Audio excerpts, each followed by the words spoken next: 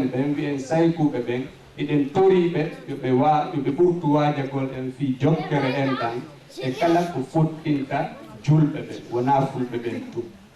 Joni haray ka raɓɓinɗinde meɗen jokki fewdo ɗo fi sakkitorde ka ko pular tum men yimɓe jeego meɗen windande e internet so Allah jaɓe nder hitande nden ɗon kadi meɗen wawi fampade nde tawa goto kala wawa yiwde nde e nder internet men heeɓi konngudi wulure e temeɗɗe 4 ɗum ɗo woduno komi ɓeydita ɗo haray on acce hakke yo Allah ɓeyda en duuɓe cellal e limano e ɓamtal e doole peewal e ngal wondugu nafa e fiira e towal. ربنا آتنا في الدنيا حسنة وفي الآخرة حسنة وقنا عذاب النار. on jarama.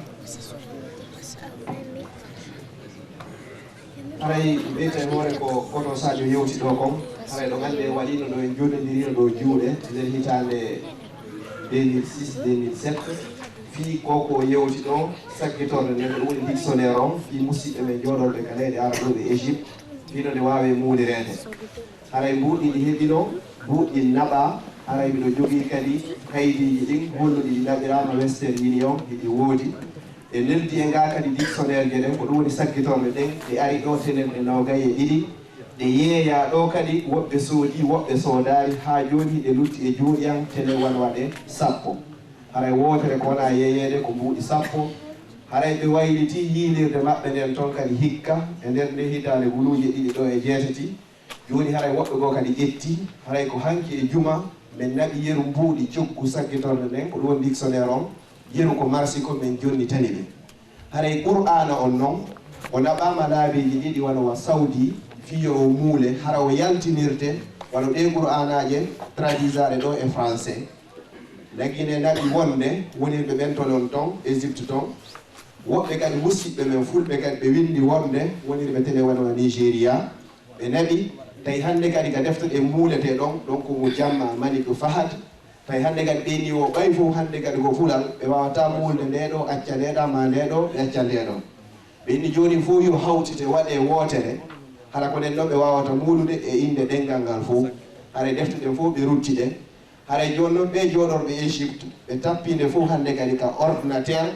haray hande kadi joni ɓeyni si ɓeeto muuli kamɓe ɓe muulana e hoore ko muulira saggitorde nden ko ɗum woni dictionnaire on haray kala hatton jinɗo e mayre hara hiiɗe juuɗe an ɗo yeru luttuɗen ko ɗum falno ɓeydude on yafoto si tawile kadi ina sellana paykum mo heɓa alduɓe 17 ma mo hellifaka ka o hirsa so yo ɓaɗe takko an ceernaɓe haray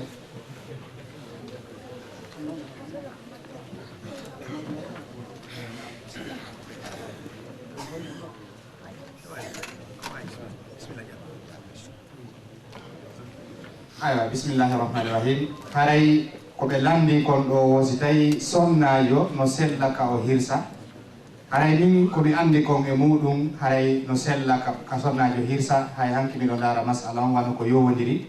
e ko wiyete layya ma ko nanditata e ɗum haray sonnajo siko kanko tum woni ittata o kafa e goɗɗo no moƴƴi ka kanko tigi ka o hirsa ha ɓe inni ɗon tawi woni o suusata ɓaray neniraɓe ɓen ko heewi kon ɓe suusata hirsugol haray koye ɓe jogo junngo hirsowo soit moodi maɓɓe ma mo ɓe hikkiri yo hirsu on ana fiyo ɓe participe hirsugol ngol haray komi andi kon effet muɗum ɗum ɗon no sella donc haray ko yowodiri e paykum ɗon kadi paykum kum tawata hellifaka haray si tawi woni yani no woodi mawɗo ɗo masalan hellifaɗo ɗon haray ko ɓuuri moƴƴude koye hellifaɗo on hirsu so tawi no woni ala few few sina kum paykum ɗon haray no sella no wayi ɗo ni joni misal si tawi joni araɓe hunjaki faati hay goto ala ɗon tawi woni ko paykum gotum masalan joni makko baɓe no woodi tata goto hunjaki fatiha kono ko paykum kum woni ko hunji kum hellifaka haray no sellaka kum julnaɓe so tawi feeɗa anda hay puttere donc si tawi noon woni haray goɓɓe maɓɓe no andi toon ɓayde tawde o hellifaka haray ko kanko duwa junnude wa kadalika kadi hirsugol ngol haray so tawi makko baano ɗon hellifaɗo anduɗo no hirsirde kanko hani hirsugol haray wallahu taala alam si ceernoɓe no mari ko ɓeyta falyatafaddalu mashkurin Allah sayid jazakallah khair donc haray landal kadi ari ɗo goɗɗo wi miɗo janggoyde alare wo alare kono haray konko mon janggude ɗon alalan e sansude hay hunde alalan e ɓeyde hulugol Allah haray kono mi hani waɗi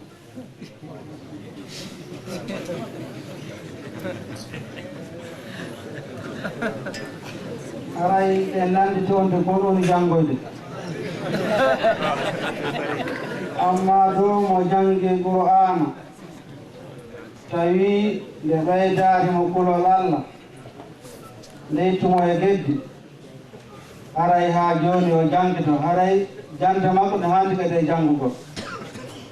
ko amma o famata kono janngude kon ma o sali famude kono kay Qur'ana o si a jangi nde ittete e jikku gonɗo nde adde e jikku moɗɗo ko Allah wi ko sifa'um lima fi sudur Qur'ana ko nde lekki kono ñawnayde ko woni ko ɓernde ɗum noon haray ɗen toro Allah subhanahu wa taala yo Allah hokkumo kulol si tawi ma ɗum hara ko mankude yewtede makko moƴƴe karama goto yo o sanso kadi karama ko faami mi yiyete ɗo goɗɗum janngowo sa jangi duuɓi sappo e kama ko karma ko gonoɗa janngude haray holli kadi kono ɗum ala famude par ce que wonɗa jangga haɓɓura ni karama ko ma niveau on saare ko janggata o jangamaka o famata haray ko ɓurɗo makati ha toon jinɗa ko ene sey toujours ko goto tun haray ha joni marsade assalamu aleykum wa rahmatullah alay ko marɗen ko ɓeyden ɗon haray en torki subhanahu wa ta'ala yo fewnu en o fewna o neɗɗo ɗo sabu haray so goɗɗo aniri noon walla haray mo hatojini e peewal yo Allah hokkumo peewal sabu yurmede makko de haray ko mi anditiɗa ɗo tun neɗɗo on haray wono amiro makiri noon donc ko wiyete kon wakkil on rappeluno kon imamu Shafi'i rahimahullah o yahno o wi mi wullitike e waki o yaali ɗum ko masalan ko cheikhujo makko on o wi fi hunjagol lamgol bona yani ala tabintinde ka hoore an oya fewnimo ko yamirimo ko yo o accitu haray piiji bonɗi donc haray neɗɗo on ko yo yiltito simo janngude ala ɗuma naati haray ko yo o yiltito moƴƴo o miijito hoore makko o anda ko honɗum o jokki par ce que haray nono kay no jeeya e muɗum si tawi mo janngude mo wadde piiji gono toon haray no jeeya e ko sakko toon mo heɓgol peewal ngal yo Allah tabaraka wa taala fewnu ɓerɗe men ɗe goɗɗo landi ko honɗum haɗatanmi e dewgal ko sababe mi fijidi e o sonnajo ɗo ha mani yalti an ka ko sababe min e makko min walike nokku ngotu ka ko sababe mi yiiɗi balɗe on ɗum wawata hadde dewgal am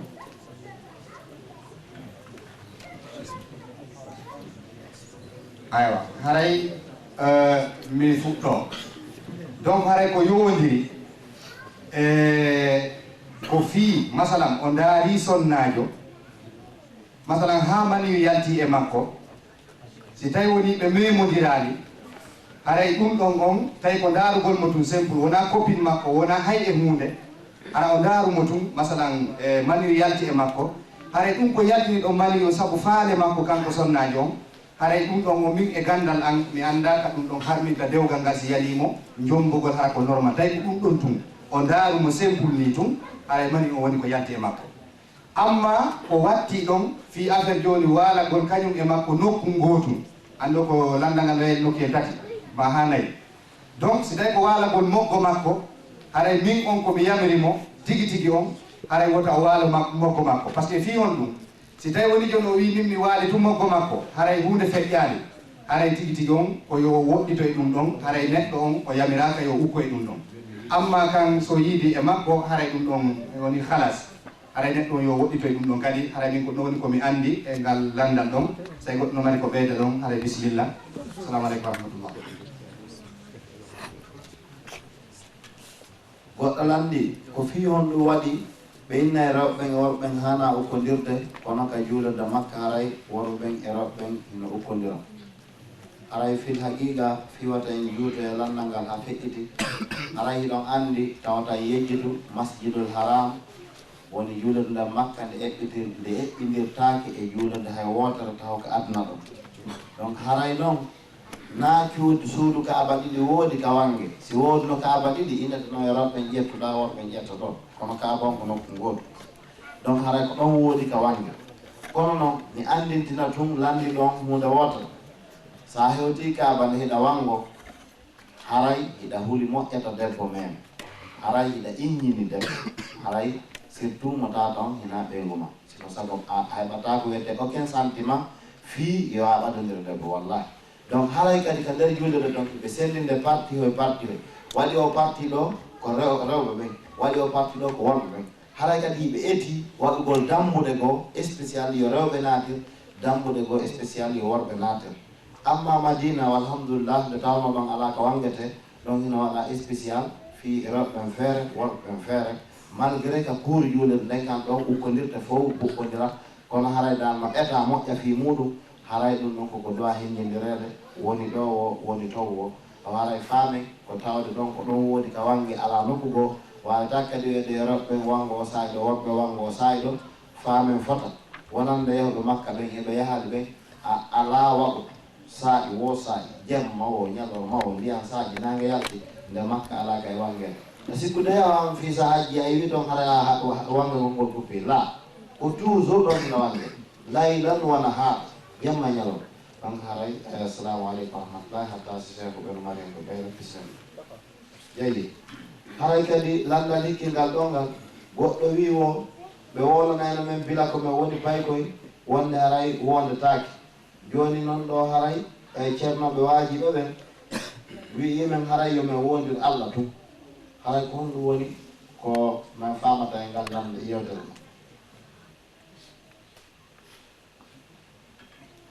no haray ko nano e faamu wondore ko honde tawi wondete ko hay tawi satti ko leyru temedere tigi fokkete ma jungo taƴete ma hadditiɗi wadde si won tigi wonda wondugol noon ɓenni si a wonday ko wondirta ko billahi wallahi tallahi a winta mi wondiri kamelu mi dewtiri dalayla mi wondiri nenan e baba sabu honɗum sa wondiri ɗum haray a yani e bakkatu ɓurɗe mawde wa man halafa bi gayri llahi fakadi asrak ɓeni kala wondirɗo ko wona Allah haray o sirki ɗon noon sirku alayla zulmum azimu ko tooñe mawɗe inna allah la yahfiru an yusrika bihi wa yahfiru ma duna dhalika liman yasha ko si tawi il faut tum wonda o wondirta ko billahi wallahi tallahi si tawi fo wonda kono ko hono sa wonda ko hay tawi satti hara ɗon si tawi tum a wondani piggal waɗay par ce que ɗon andi sa wondi katte ko fenande no woni ko wiyete ko yaminul humus wondore mutinayde jommum e tumbo jahannama on noon ko wondugol fenande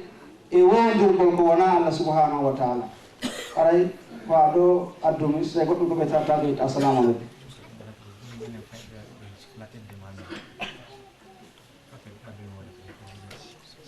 haray joni minen fayɓe men sur la tête de ma mère haray joni ɗo yamirimi min continue ka min acci tum aray ko mamnum ko wiyaɗen ko kala wondirɗo ko wona Allah aray ko sirku kala no yiɗɗo sunnode ɓandu muɗum ita jahannama yo wondir ko wona Allah wondore wona ko fikirte ɗum wona ko fikirte wona ko fikirte na ko ɓattete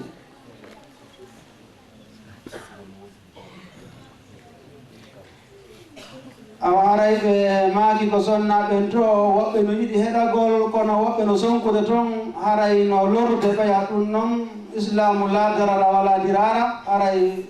tampodirgol e lorondirgol ala e muɗum aray no harmi haray yoɓe accu faalaɓe aɗa ɓen heeɗo faalaɓe yewti ɓen so tawi yewtay ɓakkiɓe ha ko yasaɓe yewtoya toon aɗa ɓen lorraɓe ɓeya assalamu aleykum yaafoɗo ɓe landi kadi haray e ñoore ino harmi joni noon min musidɗo no waɗanimmi ko moƴƴi mi faalde wowrugol fi konko waɗanimmi ko moƴƴi e ɓaawa makko est ce que haray si tawi haray mi jantike konko moƴƴi ko waɗanimmi haray mi ño'imo ka mi ño'alimo yani si a andi tawi no welamo so a woli ɓaawa makko tawa kadi a wola yeeso makko hara hawre watta baasi ala kono noon si tawi tum a wooli tawi adday hawre hay si tawi no welaynomo haray moƴƴaka ya rento embere gandu makko ɓe landi haray est ce que mi yaltiray ka l'islam sababe miɗo sunnini ɓikkun an jimum haray sababe o sunninani ɓiɗɗo makko jiwom jeyi haray o yaltirta fiiɗum l'islam kono noon haray nelaɗo sallah sallam ɓe makono haray e sunningol rewɓe ɓen hadis no ari e muɗum nelaɗo maaki sunningol worɓe ɓen ko sunna sunningol rewɓe ɓen ko teddingol sunnatul lirrijal wa makramatul linnisa donc haray wonande worɓe ɓen ko sunna wonande rewɓe ɓen ko teddingol haray ko woni tun si waɗama koyo ndaare anduɗo fi muɗum waɗa puisque nelaɗo sallah sallam har jiidirawo mo sunninayno makka ɓe yeetino jiidirawo on ma ɓe neli goɗɗo yeetomo wonde haray koyo taw himo wawi golle makko ɗen hara onti feƴƴintinaɗi sunningol ngol ha ka saria on haadi toon donc haray ko ɗum noon tun woni allah on amma noon so tawi wonti waɗali ɗum kadi haray fi ɗum ɗon yaltirtamo e l'islam wallahu alam haray landal hikkingal ɗon ngal ɓe landi si tawi jeyi ɓe landi si tawi moodi ma weldi e gaño ma haray ko honɗum hanɗa wadde haray ko juste mi ɓeyde kaɓe makiɗa wono évidemment haray si goɗɗo heɓali feere teddingol jiwo mum haray ɗum yaltintamo ka l'islam haray honɗum marɗen ko yeƴƴintinɗen ɗon fi haray woɓɓe no wadde campagne ji joni wona portoɓe ɓe ko nanta e ɗum ɓeyna wonde masi woti waɗanama ɗum heɓa e nawnaji ko nandata e ɗum haray yeƴƴitoɗen ɓaawo ila nelaɗo sallllahu alayhi wa sallam ha fewno ɗo haray no woduno wonɓe wadde ɗum ha fewno ɗo hay ka meɗen ha joni no wadde kono tigi tigi on haray hay so tawi ɓe yiiti ella e muɗum donc haray ko ella mo tawata l'islamu kañum no yamiri julɓe ɓen haray ko ɗum julɗo woni ko waɗata si tawi woni heɓal feere waɗugol hunde ko wiyete sunna ma mustahabu wota o jiwdan neɗɗo sappotoɗo ɗum yani riiwa ɗum hayso heɓali yo toro allah yo yaafomo kono wota o tawtu ka campagne ka ɗum waɗete ka ɗum accinte taw tawe ɗum few ko sari allah andi allah no tikkana neɗɗo e hunde nde o miijata andi ko moƴƴi kon sa heɓa feere waɗu sa heɓata feere wota sakko donc ko boni kon sa heɓi feere accu kono sa heɓal feere kadi wota tawtu hay e nokku wota tawtu hay nokku wallitagol ɗum donc haray neɗɗo on noon haɗa ɗum ɗon en torodiri lillahi azza wa jalla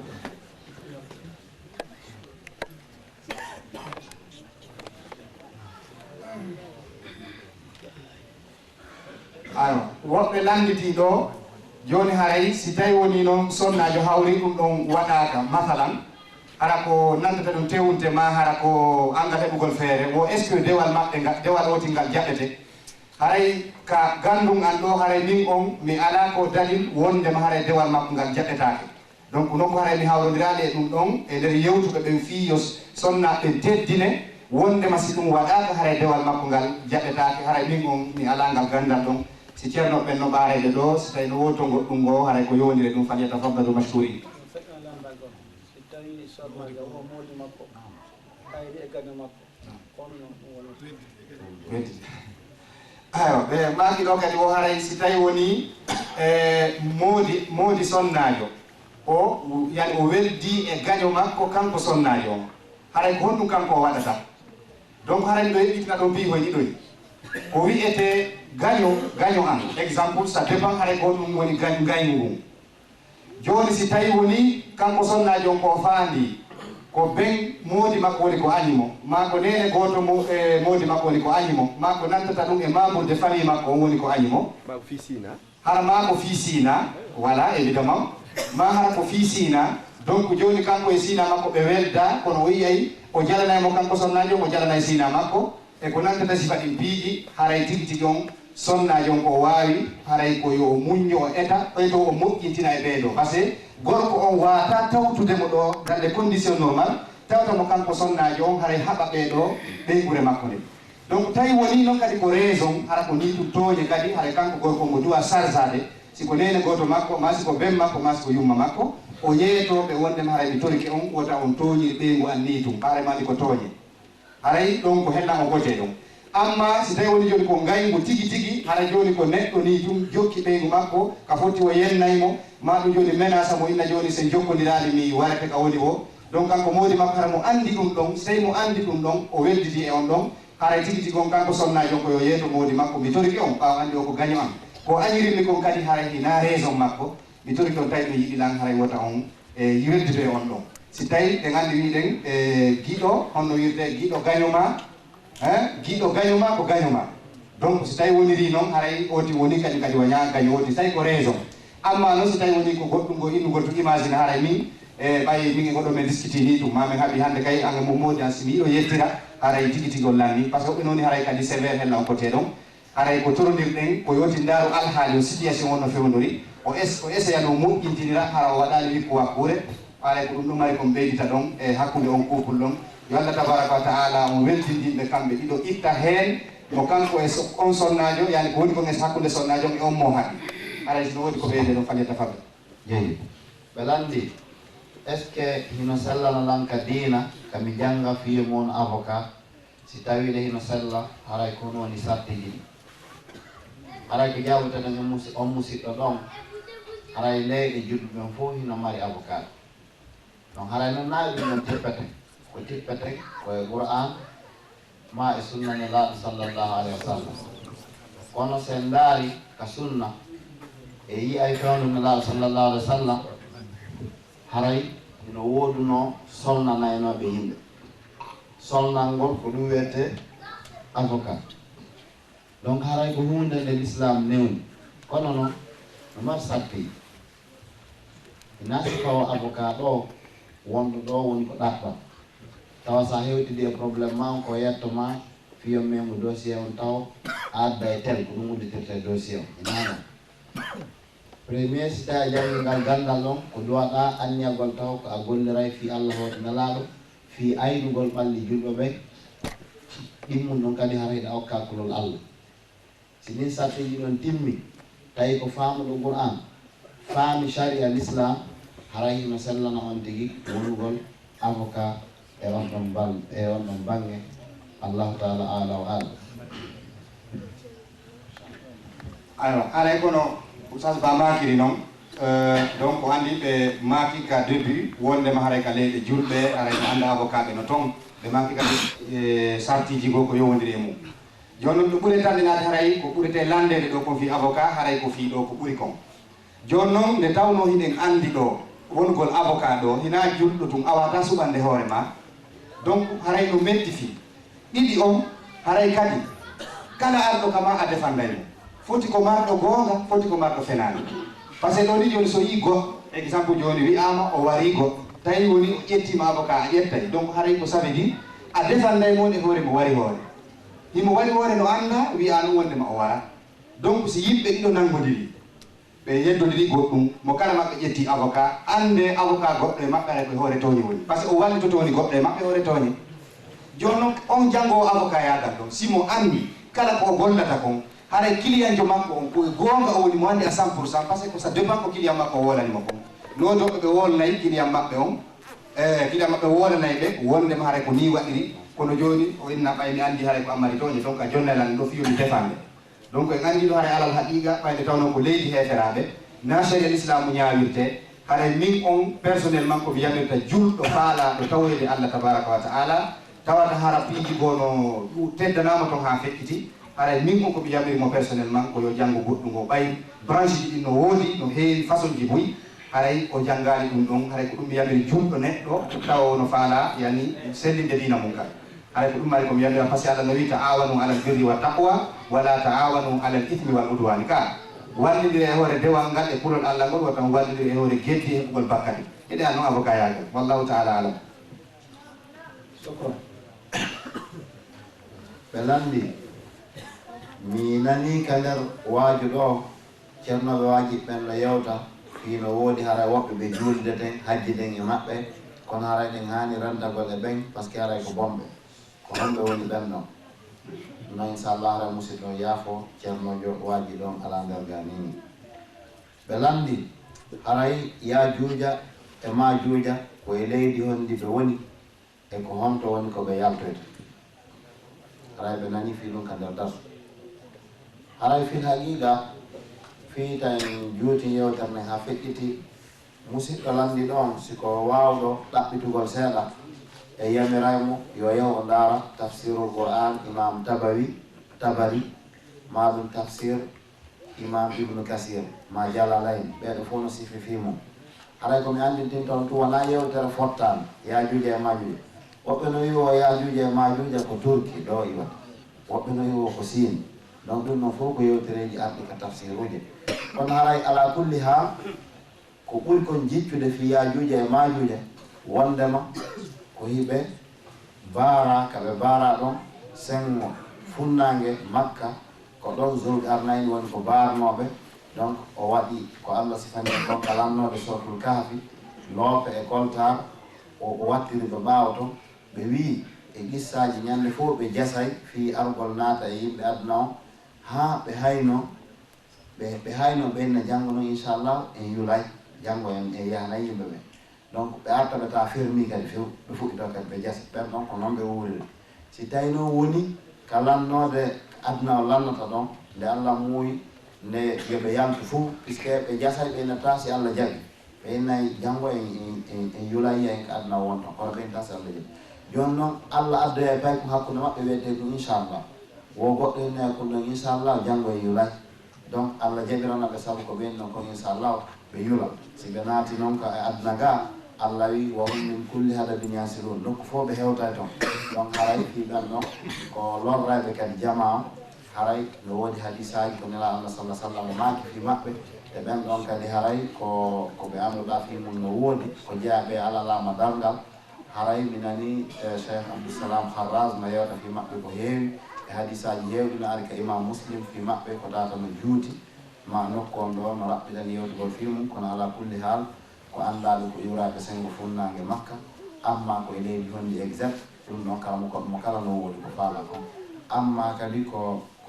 honto woni kaɓe yaltata ɗum kadi ko allahu taala ala o alam haala kala koɓɓe no yewtide fi mum ko heewi kono fof ko jicce 100% ala si ceernaɓe noon no mari hen ko ɓeyɗo bisimillah sina ɗum haray continue yeeso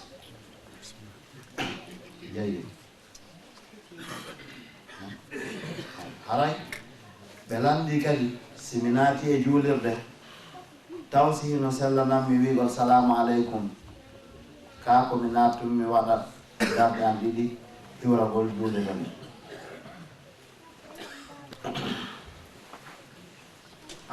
bismillah aray ko waɗi kon taw aray e weltanike o ɗe lande ɗiɗi yiwɗe ma lande seeɗa yogajuɗe ka neniraɓe ɓen to surtout e weltanike kadi winduɗo on ara e façon no windiri noon hay no yaadi e ɓe ceernoɓe men koɓe yewtanen ɗo fi pular on joni ara walla e weltaniki o tin infiniment bindi ɗin no laaɓa pular on kadi no laaɓa ara yo allah yoɓmo ko ɓuuri moƴƴude huntanamo kal haajuji makko ɗin fof ara yo allah yoɓmo ko ɓuuri moƴƴude aywa ko yowodiri e fi natugol ka juulirde wiya assalamu aleykum aray ça dépend min komi andi kon aray e fee alhaali ka o naati ɗon joni so naati o tawi masalan yimɓe ɓen no juulude ara ma woɓe no janngude qur'an ko nanta sifa ɗum piiji haray koyo ma o tawi ɓe juulude an nemmo o arata ɗum wi assalamu aleykum o towna moƴƴa haray ko wi assalamu aleykum fi salmingol tun ɓaarayɓe watamo e ɗumana ka waɗanɓe tachwis ittaɓe concentration on e nder julde nden haray ko ɗum ɓuurimo moƴƴande amma so naati o tawi haray hay goto ala juulude imo wawi townude hitomo ina assalamu aleykum si heeɓi jaabiɗo awa si heɓaki jaabiɗo awa sina ɗum haray do hina obligé haray yo waɗu tu salminago tawi yimɓe ɓen no concentré no torade allah ma no janngude donc ko nanta sifa ɗi mbiɗi amma salmingol ngol si tawi goto occupaki haray no selli oti salmina hara waɗade goto tachwis towna hito ngon tawi no occupa haray ko yoti jonti hito ngon haray min ko ɗon woni komi andi fi mum haray no woodi wiɗo wondema hay sa naati koya salmin tun towna alhaali no tawruɗa o woni no juulede woni ala ka juulede min on noon haray ko ɗa haray won sengo ɗon mi yamiri neɗɗo mi yamiri hoore an kadi haray noon ko woti haray geeli haray ko honno wawata yarde piiji ɗi ko ɗum waɗi si adde côté ji ɗi kala inchallah sukran ɓe landi e min miɗo andi beere no harmi masalan miɗo andi jeeno no harmi miɗo andi piiji harmuɗe fof kono mi waɗay est ce que hara allah yaafo to lansimi tuuɓe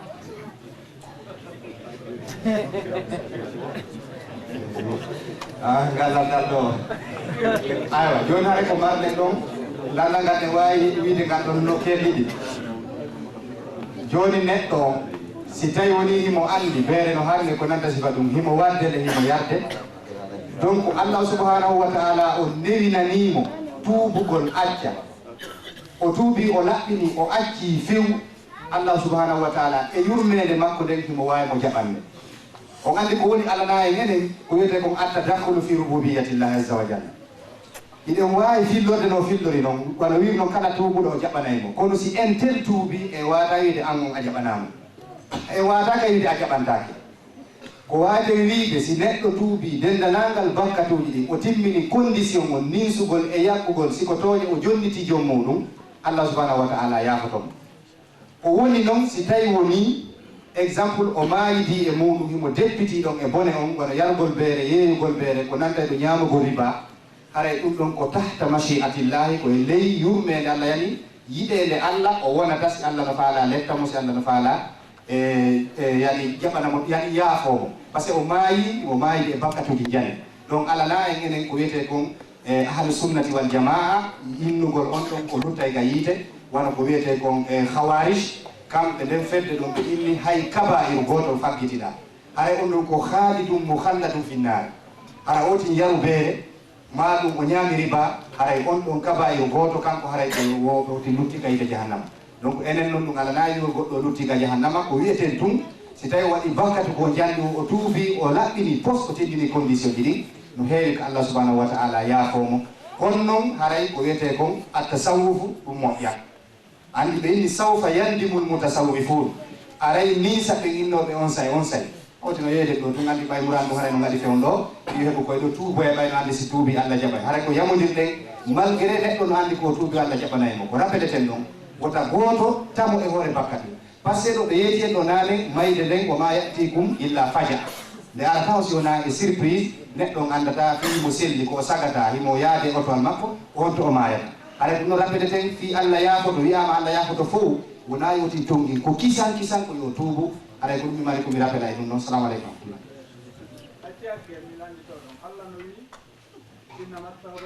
baɗega hino landa e ngara joni mum inchallah donc haray suka wiyeteɗo Mouhammad Alpha genal El Hadji Ibrahima Bantingel ƴurɗo Espagne haray Alaji Aboubacar Bantingel no faala yidde makko haray ɓe tooli takko Alaji Abouba en ɗa haray mo wawi ummade yaha ɗon yiida e maɓɓe donc haray ko musidɗo landitiɗa ko aya no woodi ko Allah wi ka kamilu haray komi jaɓanta tuubo buye ko on bonnuɗo har yo anda amma anduɗo on tewi on ɗon ala tuubo buye haray no windori ni ko kamilu kono ɗum ɗon firtata ko oustaz Saydou maaki kon julɗo on ko e ley muyede Allah nden o woni en ɗo fof ɓurɓe men anduno haray ko wowloya office kon hari wowlotaki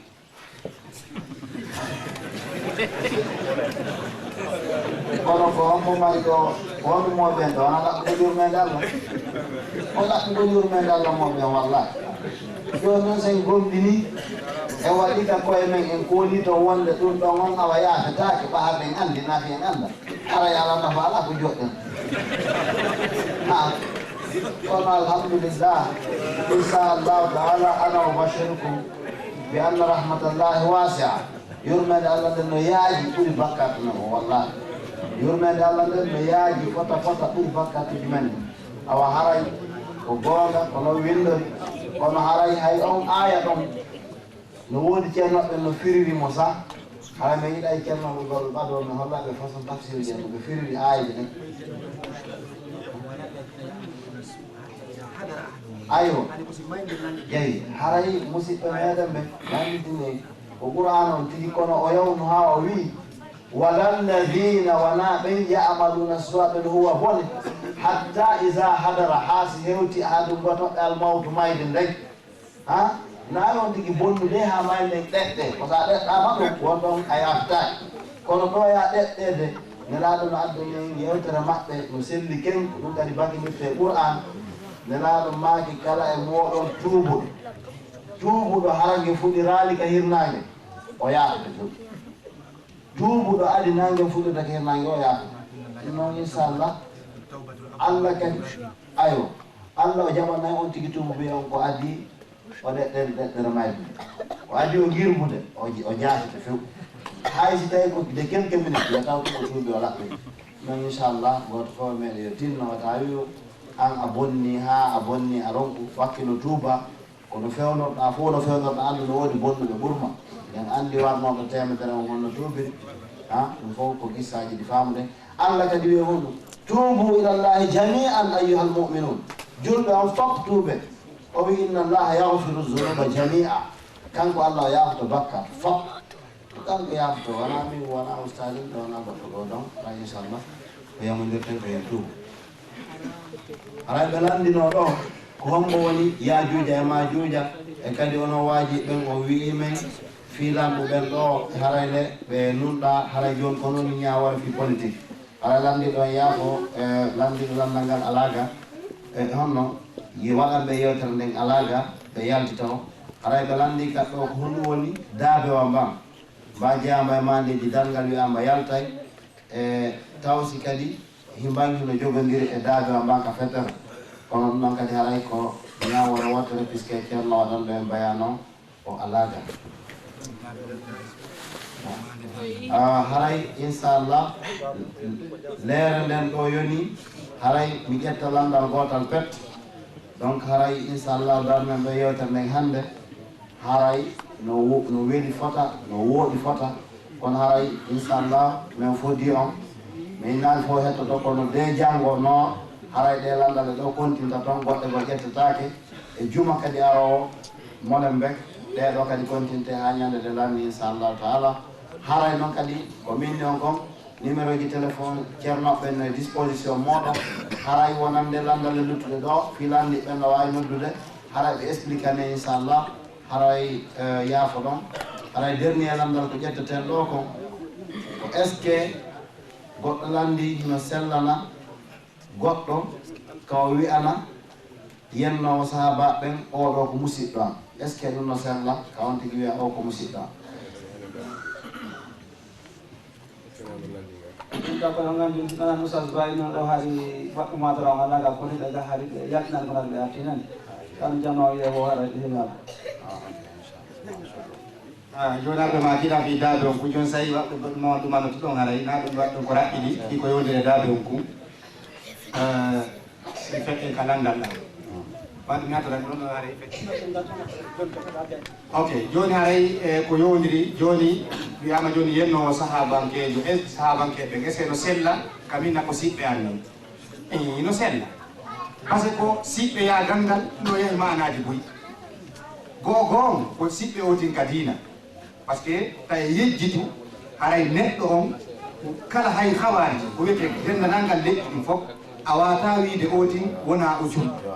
masalan sina har ko condition ji ɗi timme makko haray wingolmo ko siɗɗo anni wonno joni wawde ko nene goto makko ko leydi wotiri ɓe iwi ma ɗum koɓe yani joni wiide koɓe fulɓe wotuɓe ma ɗum koɓe maninka ma ɗum koɓe ɗum ɗo haray no sella ka oti wiya ko siɗɗo anni o woni noon jokkugol mo e diina kan woni sellata few amma siɗɗo yagat no yahi ma'ana buy par ce que ɗo ni joni dendanal ngal yimɓe ɓe fof koɓe siɗɓe ɓay ko goto woni yummamen ko goto woni bemmede donc amma noon ko yowodiri e innugo joni ɓay ko siɗɗo oti mo ƴette diina e makko haray tigi tigi on l'islam no yamiri mo suɓu mo ƴetta diina e muɗum sabuna wallahi l adim en laaɓodiri e ɗum ɗon haray kala tawɗo no ani sahaba ɓen haray ɗum mari nawnade monanade hay sino o moƴƴi o ɓuuri dendanal ngal yimɓe ɓen o okki o ɓuuri fof o newiki o ɓuuri fof o nanani o ɓuuri fof ɓay tunde nawnare ɗon no ɗon haray wallahi yo allah o newinamo o change a ɗum ɗon sabuna ɓen nadduwaɓe añede ɗon sukranat jasakumullahu khairan haray landal joni wattingal ɗon ngal en jonna e waɗanɓe bayano ɓe waɗa ngal ɗon kono haray jama yaafo waɗen du'a heɓgol du'a ngu mbattuɗo fof hiɗen ɗuuɗi ɗo en ɗo fof sen ammini inchallah hawnaki ka yurmede allah jikko e meɗen haray jama muñño en gayne woni ko dernier landal ngal ni koɓe landiten ɗo joni haray fi daabe o mbam haray e ka allah wino ɗon fi e yajuuji o majuuji haray ɓe ɓeyda laɓɓinnalngol ɓuure raɓɓinde inchallah haray assalamu aleykum wa rahmatullah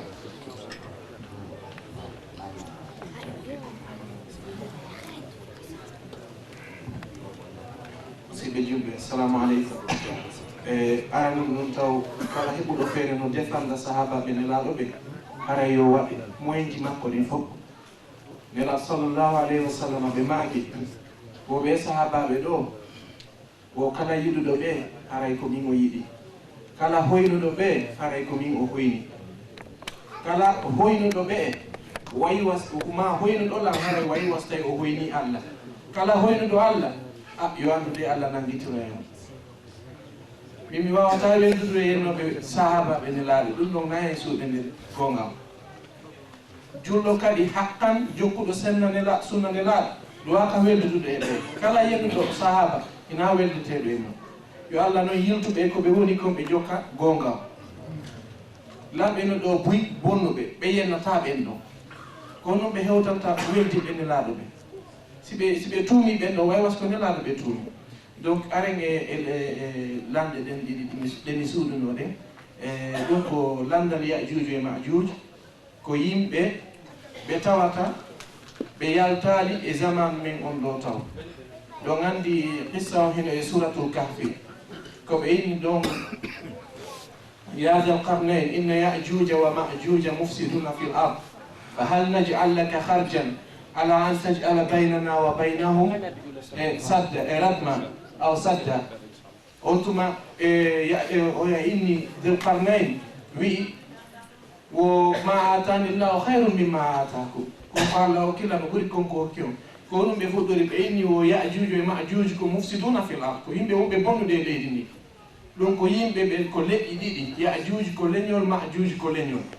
donc bonnereji maɓɓe ɗin ino tawa ɓe ñaama he bane adama,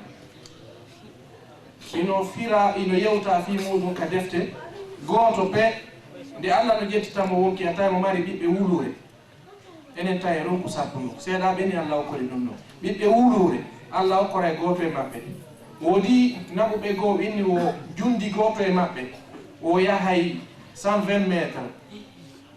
mewa 20 zira, ɗum ko cogonal temedere nogay goɗɗo e maɓɓe. Allah noon newnani on inneteɗo Zulqarnayn, o waɗi heedo hakkunde moƴƴuɓe ɓen e ɓen bomɓe ɗon. ngon heedo noon ñande wo ñande ɓe etade liɓugol nimmadi ko maadi hakkunde men e maɓɓe. ñande wo ɓe etto ha ɓe heɓa yolde, ɓe yiya jalbeni nangue ngen goya sengo to ɓe inna ha acciren ni janggo en ara e lannintino ɗen nimadi ndi, ɓe yaaha ɓe artoya ɓe tawa wattinoke ɓuuri ko wonno ɗon tiiɗude. ñande be bimbi fitnuɗu wo ɓe yahay ɓe inna ɓe etade ɓe bonna on miire hakkude men e maɓɓe. ɗum noon ɓe continue ñande ɓe ko ɗum Allah hokkoyta ɓe poolan, ko ñande Allah faala ɓe yaltu hoorejo on e maɓɓe nden ñande o inna si Allah o lan ɗon jaɓi fowte tum, si en aroyi janggo e lannintinoto ɓay o tawni si Allah on jaɓi ara ɗum fo hari ala wolude. donc wonoye noon joni ɓe aroy ɓe tawi maadi ndi no ɓe accirno noon hanki ɓe bonni. ɓe aroy ɗon e caangol innetegol Buhayra at-Tabariya, ɓe yari ngol fof maggol. enen nanal ɗum ha e zaman men yimɓe ko hakke ma ko ɓe ɗuuɗi ɓe yara caangol ha ngol ɓeeɗa, ɓe yari caangol ngol ha ngol ɓeeɗi. groupe go iwtiro e ɓaawo groupe ɗimmojo maɓɓe o ɓen ari inni a sikki hari batte ndiyano ɗo mo andiɗa mbeeɗi oyi. donc Yajuj e Majuj kala ko ɓe fotti e mum, siko ngeloba, siko mawba, siko bana adama, siko ko kullu no ko way woɓe ñaamay, huɗo e haa ko ɓe ñaamay, hay goɗɗo maayi hakkunde maɓɓe kamɓe ɓe ñaamay.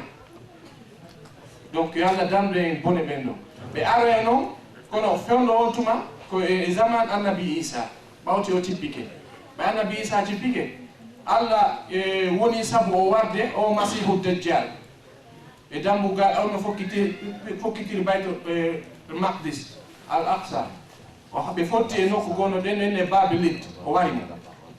ɓay o warimo noon joni ɓeeɗa noon yaltoyi Yajuj e Majuj.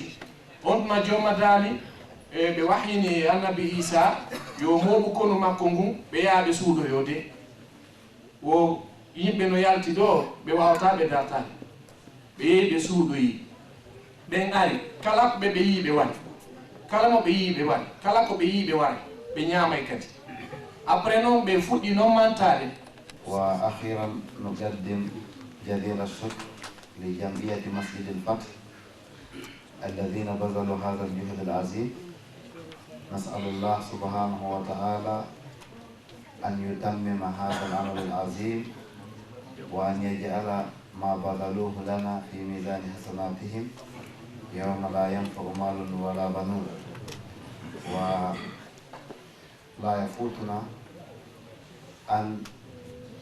ندعو أيضا الله سبحانه وتعالى أن يثبتهم وأن يثبت الإمام، لأننا كلنا قد سمعنا ما قاله هنا قبل افتتاح الجلسة، والله المستعان. ونؤتي الكلمة والدعاء الأخير للأخ الذي بيمين هنا، وهو واحد من المسؤولين هنا لهذا المسجد، ونسأل الله لنا ولهم التوفيق. جزاكم الله خيرا. السلام عليكم ورحمة الله. والصلاة والسلام على رسول الله.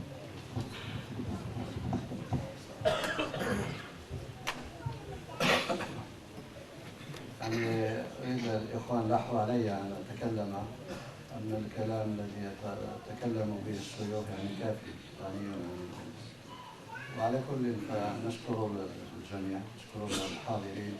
الذي أتوا من أماكن بعيدة، ونشكر كذلك الشيوخ الذين أعطوا هذه الكلمة، ونسأل الله سبحانه وتعالى أن يجعل هذا العمل خالصا من وجه الله، وأن نلتقي إن شاء الله بإذن الله في جنته النعيم. ونجلس والدعاء فأتركها لأحد شيوخكم، وجزاكم الله عنا خيرا. وما جعلت هذه المساجد إلا لمثل هذه المحاضرات واللقاءات والتجمعات والتعليم، والإخوان يعني سواء المسؤولين أو أفراد الجامعة يعني فرحانين بهذه اللقاءات أو بالدروس التي تعطى في المسجد، خاصة في هذه الوقت الذي الإسلام يضرب من كل جهة. فعلينا أن نرفعه عاليا بأعمالنا، بأفعالنا، بتعلمنا، بأقوالنا، وخاصة بسلوكاتنا.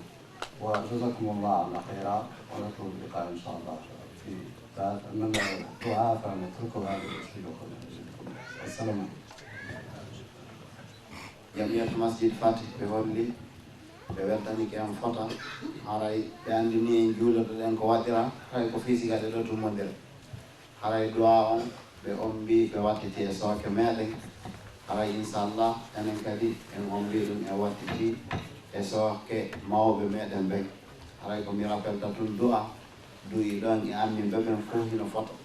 si goto nogga inchallah mo Allah yaafi en fof hawnaka Allah subahana taala yaafora en sabu ɗum noon. haray ɗum noon inchallah mawɓen ha alaji samsi en siɓe ga haray ɗen toroɓe hewɓe ɗo baɗa o duwaw ɗo hara ɓe juutinali mo inchallahu taala. haray fa jasakumullahu khairan. bisimillah alaji samsi, bisimillah faddal bi du'a. maki joni haray yuɓe makka ɓe wi min noon goɗɗo ara duwano en ɗo yande harano hen tonguidirano. ayo après kadi se yalti ka yaasi s'il vous plaît haray waɗen doyi e puisque 23 heures yoni haray ɓeyden needi fota fota tranquillité on. donc en fof haray ɓe otoje ɓen kadi ƴetta otoji mum ɗi doyi haray naɓora luttuɓe ɓen ɓe tawata ɓen ala kono haray ɓe ɓeeɗa immin noon goɗɗo ara ɗon. alaji mamadou alpha bisimilla sene watno hen ɗo duwa Oustaz Ba nanno ɓen inde mum fi ka équipe de service ware ɓe newnanaka taw. ok nannoɓe inde mumen fof fi ka équipe de service ɓe nanade mosqué on laɓɓingol ngol e tout ça haray newnanaka ene on on va rester inchallah ha laɓɓinen mosqué on e tout ça propre. aywa no woodi kadi haray otoje wono min ottama particuliére koye disposition sakkitotoɓe hollugol ɓen inchallahu taala. jasakumullahu khair. aywa hara kadi goto daraki kadi rawɗo bisimilla. hara kadi goɗɗo ara ɗo waɗ discours. Assalamu baɗoɓe du'ade haray mi hollita mawɓen. yo Allah waɗanno hokkumen ko faamaten ko Allah en fatte ko Allah yo Allah waɗan ɗum haado en aljanna Allah so ɓe weeni kawtara Allah kadi seɗata yo Allah rabbana atina fi dunya hasanatan wa fil akhirati hasanatan wa qina adhaban nar Allah la tuzigh qulubana ba'da idh hadaytana wa hab lana min ladunka rahmatan innaka antal wahhab والأبصار ربنا إنك جعل النار يوم لا ريب فيه إن الله لا يخلف الميعاد ربنا إن سميعنا ونادي من أهل الإيمان أن آمنوا بربكم فآمنا ربنا واغفر لنا ذنوبنا وكفر عنا سيئاتنا وتوفنا مع الأبرار اللهم ربنا آتنا في الدنيا حسنة وفي الآخرة حسنة وقنا عذاب النار سبحان ربك رب العزة عما يصفون وسلام على المرسلين والحمد لله رب العالمين. Nanti kita saya fight dengan kali matawa. Kalau kita bahas itu ya jangan nak konsen. Fight dengan pun dah kita saya.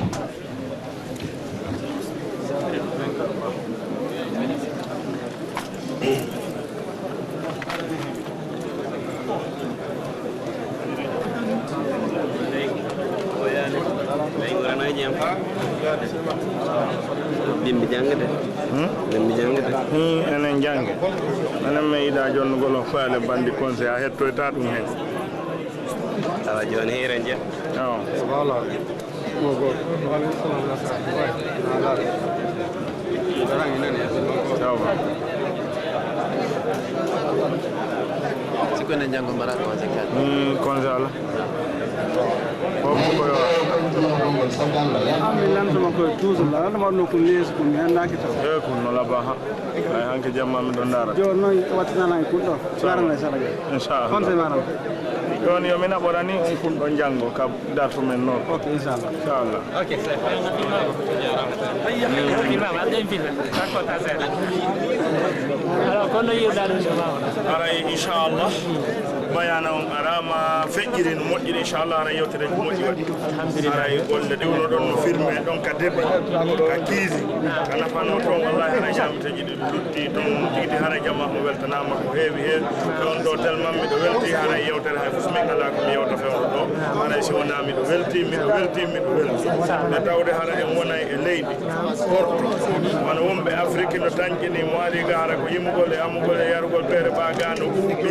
hara yoɓe daaru koye ɗo kasetu woy ɓe yiya ɓe daara ɓe taw haray na toon tun dina kam wakkilora haray ko torotoɗen allah koye allah jaabinan en kam enen ga e kamɓe to wonɓe rewde fof kono hara en andiniɓe dow haray leydi ndi fof allah no rewede haray ko ɗum ɗo marɗen ko yettoɗen kala musidɓe daaruɓe ɗum ɗo kasetu haray min ko Mamadou Yero Diallo woni ko mi wiyete ko Guinée woni ka amen mamum pordaka haray ko min sardi wonno filmugol koye ɗo kaseti oy hara kala daaruɗo ɗum ɗo tawi no haton jini gokkum kadi haray mo wawi la noddude e toɓɓe an wani numéro téléphone an kam mi noddete ɗon so tawi ko nder ga o woni o waɗay hay hunde o watta ɗon 4 o waɗa 9 o watta ɗon 5 o waɗa 11 o yilto o waɗa 17 o waɗa 99 siko nder ga o woni so tawi na o nder ga woni hara kaka yaasi o woni ɗum haray o ƴetta taw o waɗa hay hunde o watta ɗon 32 on tuma o watta ɗon no 4 o watta ɗon 9 o watta ɗon 5 o watta ɗon 11 o watta ɗon 17 o yilto toujours o watta ɗon 99 ɗum woni 0495 11 18 97 haray ko ɗum ɗo bayanaji ko woni feƴƴude haray mi weltike mi salmini julɓe ɓen fof yo Allah ɓanta islam on ɓanta julɓe ɓen fof salamu aleykum wa rahmatullahi taala hande tigi yimɓe buy woni ko naati e nde juulirde yewtereji waɗi haray ko honɗum tiruɗon conclusion e ko feƴƴi ɗo kon hande wallahi yewtere l'islam nan feƴƴi e jaam ay en torki allah yo allah wattano en ɗum kam andake moƴƴe ko danda yiiɗo e nder mum ma ñamande e haarugol tum yo waɗa en fof baraji haray ɓe yiɗon ɗo joni ko ɓe wiyete Oustaz Ahmadou Ba haray ko ɓangoɓe télém pita haray Alaji Tidiani ko honno woni ko yiiruɗon e ko feƴƴi ɗo hande wallahi feƴƴata kam sa Ahmadou Ba maki ɗon haray tigi on feƴƴiri no moƴƴiri en torki allah subhanahu wa taala yo taw haray fof daaɗe men winama e nattude yiiteke hannde wona dañinen ɗo fof jannatul firdawsi ma arrasul sallallahu alaihi wasallam jarsa do haray nane ko men wonno ka kiisi dow to ka ligge ko honno wonno filmude ga haray ko honno muraɗen tañƴini ɗon feƴƴiri ga feƴƴiri no moƴƴiri ɓe waaji ga kadi ko moƴƴi waɗen nane jaaɓi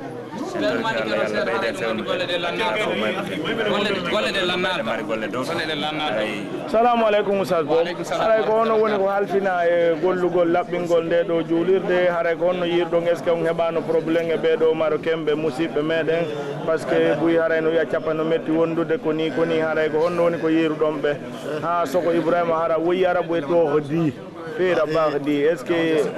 e yugi bara fa ko landida ko mi jaabore fi mo sona dum faalano ara juulide ne taw neddo kala juldo no duwa labbinde juulirde innaka todda ka karima kaari e dori subhanahu wa ta'ala moobuden ka juulirde do yo watta ko fi Allah mooboten do ya Allah subhanahu wa ta'ala newna enen kadi heben juulirde hara na luba gol ya Allah hawrinde ko yido yarli ya Allah arsuken dabbugol diina kala ka yaado hara ko diina moƴƴi hawruke kay Allah yidi ko ne laabi hara yo billahi tawfiqi wallahu musta'an assalamu alaykum hara yo sa saydo assalamu alaykum wa rahmatullahi ta'ala wa barakatuh hara ko hondu woni yi ko yiwdon ngende jonde ko feƴƴi do hande e o jonde islam ko feƴƴi do hande ko hondu woni ko tirdon conclusion e mudum tigi tigi on haray franchement ceerno be wadam be yewtere nden hara be wadi yewtere be tinnike moƴƴa haray yimbe ben kadi seenike moƴƴa haray wallahi en tonki subhanahu wa ta'ala on yo newinan en dum do ta ko joddi mum ko aljanna donc watti don kadi yimbe ben onon kippambe be fi piiji din ko witi e yaani ko witi netwaygol nder ga e noyti servugol haray on wadi golle mon den haray en tonki subhanahu wa ta'ala yo la wadum ka joddi mon jontira on ka nyaamo mo nyande yawmal qiyam haray franchement yewtere den de mo ibana e jootin haray de wa hattude do haray jazakumullahu khairan onon film ben kadi yo Allah yo ko yewta do ko onon be iwube ka woddi iwi hawan kurtere seni hawan Bruxelles tawede nde do yewtere islam haray hondo woni ko faamu dum